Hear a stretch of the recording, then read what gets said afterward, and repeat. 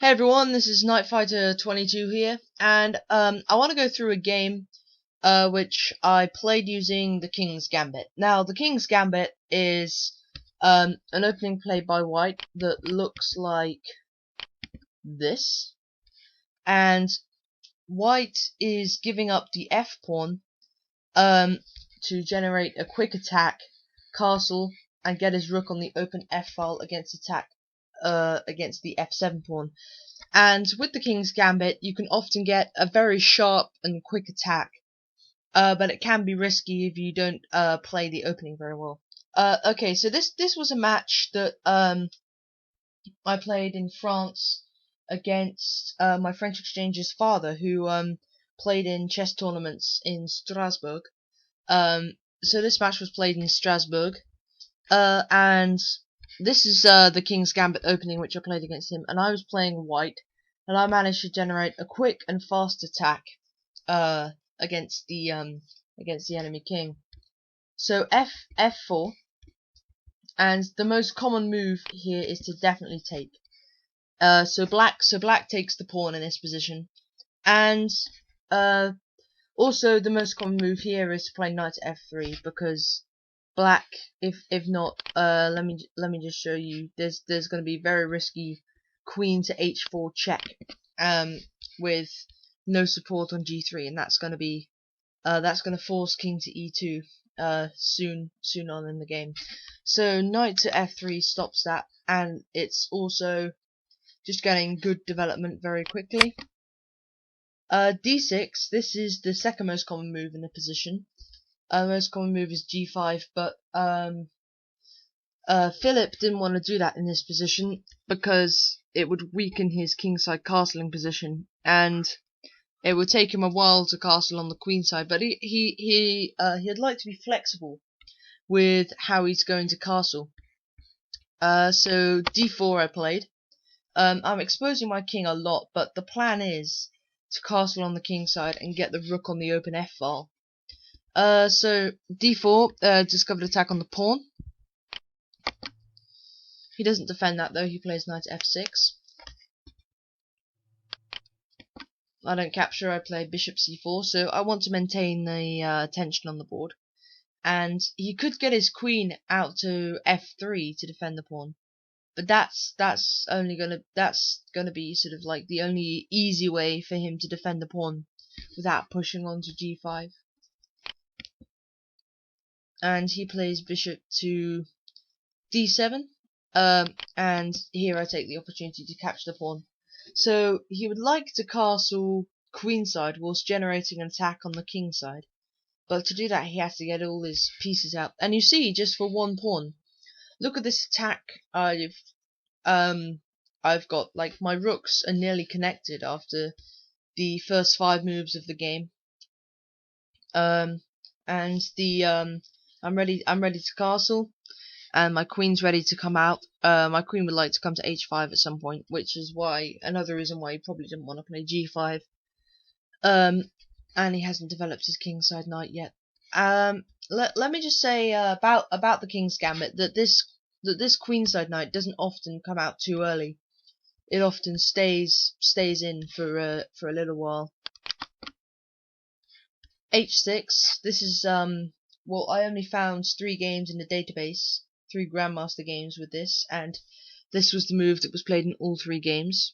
I think White won 2, and the other one was drawn.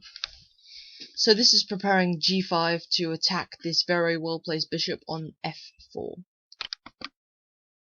I castle, my rook's now on the F file, and all I need to do is move my knight and queen. My rooks will be connected, and I can get them onto E1 and D1 and smash. Or actually, probably just move this one onto E1 and then attack the king from there. But he needs to get his queen out. The only problem is there's no really good squares for the queen. G5, he's going to get his queen out this way. And in this position, it's actually okay to just take that pawn with the knight, and I'll show you why. So this is what I played. I captured the pawn, and the reason being, it opens up the queen to attack this square here. And once knight takes knight and bishop takes, you're gonna have the queen, the rook, and the bishop all pointing at this f7 pawn, and that's just gonna be an attack which is like too hard to stop. And unless black can get his kingside knight out, which isn't very good because the e and the g pawn have disappeared, then it's not gonna be too good. Okay, so pawn takes knight, and I am two pawns down. Am I 2 pawns down? I think I'm 2 pawns down. Yeah. And I took with the bishop, and my opponent, he doesn't actually take here. I think that's because if queen takes, then queen to f3, but then he can castle queenside, and there's no big deal. Bishop e7 was probably good in this position, but my opponent played the very odd-looking f6, which actually weakens his position. Because I can now trade off the knight for the bishop, and now the rook's not protecting the h5 square, so I can just come in with check. And the king's only got 1 square, and that's to go to e7. And now this rook is ready to come in. And as I said, the queenside knight isn't doing much. But look at the army just watching the pieces get slaughtered. He managed to develop on the queen side, but everything's going on the king side. And he's got this rook, which is not doing much, blocked in by this bishop. And then the bishop's not doing much either. And the queen and the rook are just sitting there. And these knights and bishops haven't moved since move 4, I think. So bishop takes pawn, and the bishop supported by the rook, and this is actually a skewer, so the king has to move and then I win the queen. And if you want to torment your opponent longer, then you can take the queen, but the king has to move to e6 in this position, and you could take the queen, but that's checkmate. But if you wanted to torment your opponent, then of course you could take the queen, but that's checkmate there. So that was a very beautiful game. As I said, you can generate a huge attack on the king side with the King's Gambit. Let's just flick through the game once more.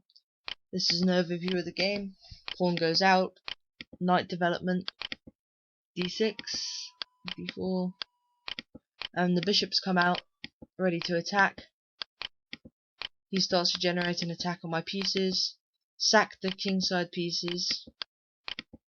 This bishop comes in, now the queen comes in, and it's all over. Wow. So I'll be playing some more games with the King's Gambit in the future. So if you want to check those out, I'll be uploading them onto my channel soon. But this is my first video, so I hope you enjoyed it. And please give me hints and tips. Also, I'm worried. I'm sorry about the watermark, which is in the middle of the screen for a few minutes of the video. That's because I'm using a non-active version of a downloading program. So if any of you guys know any other programs which I could use to do better videos without that watermark bothering you, then please let me know. Okay guys, this is Night Fighter 22, my first video. I hope you enjoyed.